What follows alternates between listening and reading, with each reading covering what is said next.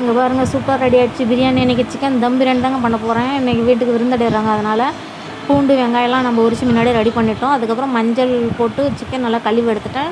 அதுக்கப்புறம் இஞ்சி பூண்டு அப்புறம் புதினா அப்புறம் பட்டை லவங்கெல்லாம் இதிலே போட்டு அரைச்சிட்டாங்க. அதுக்கப்புறம் நம்ம இதில் வந்து எவரெஸ்ட் பிரியாணி மசாலா ஒரு பாக்கெட் இதில் சேர்த்துக்கலாம். அதுக்கப்புறம் கரம் மசாலா 2 ஸ்பூன் சேர்த்துக்கிட்டேன். நான்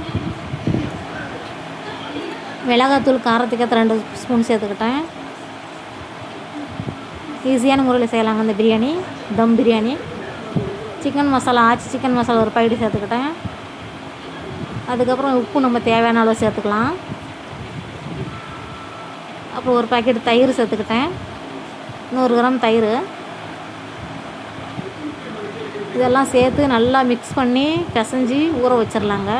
அதுக்கப்புறம் நம்ம கலருக்காக நம்ம ரெட் சில்லி பவுடர் சேர்த்துக்கிட்டோம், காஷ்மீரி ரெட் சில்லி பவுடர். இதெல்லாம் சேர்த்து நல்லா மிக்ஸ் பண்ணி ஒரு 10 நிமிஷம் ஊற வச்சிடலாங்க. அப்போ தான் அந்த சிக்கனில் இந்த மசாலாலாம் இறங்கி கொஞ்சம் சாப்பிட டேஸ்ட்டாக இருக்கும் அந்த சிக்கனு. அப்புறம் அந்தாண்டு நம்ம வந்து எண்ணெய் நம்ம ஒரு பெரிய பாத்திரத்தில் எண்ணெய் சேர்த்துக்கலாம். அதுக்கப்புறம் நெய்யும் சேர்த்துக்கலாம். இது வடை சுட்ட எண்ணெய்ங்க, அதனால தான் கொஞ்சம் கருப்பு இருக்குது. அதுக்கப்புறம் பட்டை லவங்கு இதெல்லாம் சேர்த்துக்கலாம் இதுலேயே. அதுக்கப்புறம் ஆனியன் சேர்த்துக்கலாம். அப்புறம் 3 பச்சை மிளகாய் சேர்த்துக்கலாம். அது கருவேப்பிலை சேர்த்துக்கலாம். சேர்த்துவிட்டு நல்லா கிண்டி விட்டுக்கலாம். வெங்காயம் நல்லா பொன்னிறமாக ஆகிற வரைக்கும் நல்லா வேக வைக்கலாம்.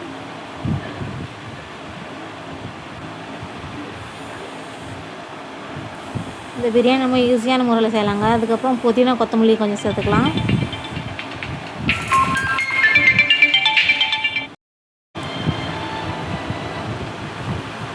பாருங்க வெங்காயம்லாம் நல்லா பொன்னிறமாக ஆச்சு. இப்போ நம்ம தக்காளி ஒரு 1/2 கிலோ சேர்த்துக்கிட்டேன்.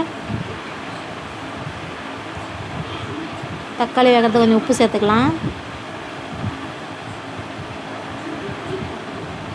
நம்ம இஞ்சி பூண்டு பேஸ்ட்டு எல்லாமே அந்த சிக்கன்லேயே போட்டு மிக்ஸ் பண்ணி வச்சுருக்கோம்லங்க, அதனால எல்லாமே அதில் ரெடியாக இருக்குது. இதில் நம்ம தக்காளி மட்டும் தான் வதக்கணும். பாருங்க தக்காளி நல்லா வெந்துருச்சு. இதோட 2வது வாட்டி இந்த பிரியாணி பண்ணியிருக்கேன், அந்த சேனலில் போட்டிருக்கோங்க. ஏற்கனவே ஒரு டைம் போட்டிருக்கேன் சிக்கன் தம் பிரியாணி. அதுக்கப்புறம் நம்ம மசாலாலாம் போட்டு கலக்கி ஊற வச்சோம்னா அந்த சிக்கன் இதில் சேர்த்துக்கலாம்.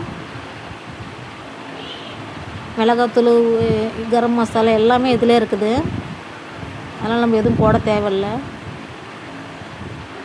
போட்டுட்டு நல்லா அந்த எண்ணெயில் இந்த தக்காளியும் நல்லா வேக வச்சிடலாம் சிக்கனை கொஞ்சம் நேரம். பாருங்க கொஞ்சம் வேகிறது கொஞ்சம் தேவையான அளவு கொஞ்சோண்டு தண்ணி ஊற்றிருக்கேன்.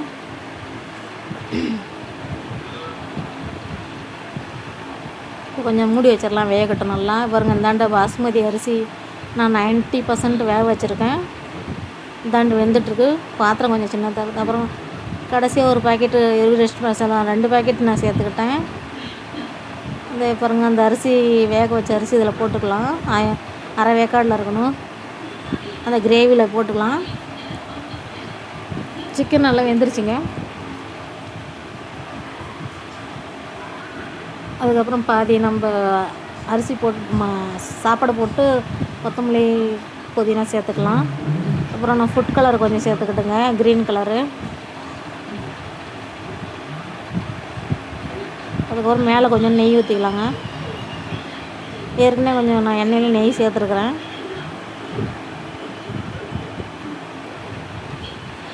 இப்போ வந்து நம்ம தம் போட்டுடலாம்.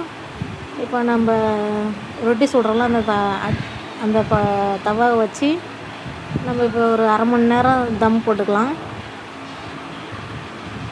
இதுக்கு பேர் தாங்க தம் பிரியாணி. தம் போட்டு பாருங்க இறக்கி சூப்பராக ரெடி ஆகிடுச்சு பிரியாணி. அப்போ அந்த கலர்லாம் கொஞ்சம் மிக்ஸ் பண்ணி போட்டுக்கலாம், ஏன்னா எல்லா இடத்துலையும் கொஞ்சம் பரவும்ல, அதனால். பாருங்க சூப்பராக ரெடி ஆகிடுச்சு தம் பிரியாணி.